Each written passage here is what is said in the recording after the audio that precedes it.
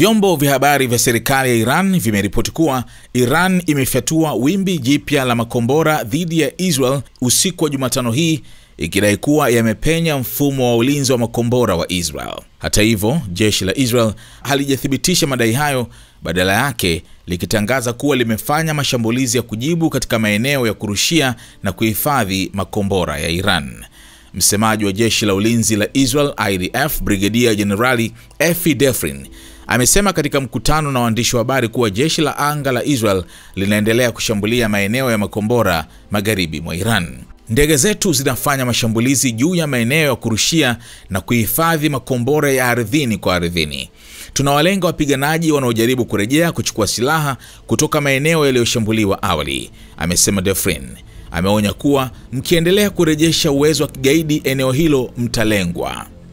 Defrin pia alitangaza kuwa jeshi la anga la Israel limeharibu kiwanda cha kutengeneza makombora ya kupambana na vifaru kilichokuwa karibu na Tehran, kilichotumiwa na Iran kupeleka silaha kwa Hezbollah huko Lebanon.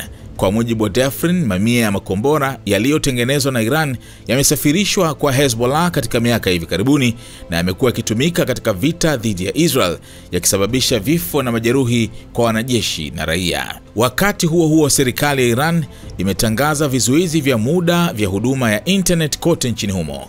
Taarifa kutoka Wizara ya Mawasiliano ya Iran iliyotolewa kupitia vyombo vya habari vya serikali imesema hatua hiyo inalenga kuzuia adui kutumia nafasi hiyo kuhatarisha maisha na mali za raia. Huko Israel, Waziri Mkuu Benjamin Netanyahu amekiri kuwa taifa hilo linapitia wakati mgumu. Katika hotuba yake ya kila siku kwa njia ya video, amesema tunapoteza wengi kwa uchungu mkubwa, lakini akalisifu taifa kwa ustahimilivu wake. Wananchi ni imara, mstari wa mbele ni thabiti, na Israel ni imara kuliko wakati wowote.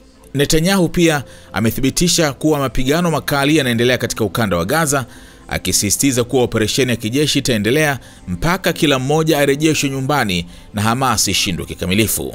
Akimshukuru rais wa Marekani Donald Trump kwa kuendelea kuiunga mkono Israel, Netanyahu amesema walizungumza kwa simu usiku uliopita katika mazungumzo ya kirafiki.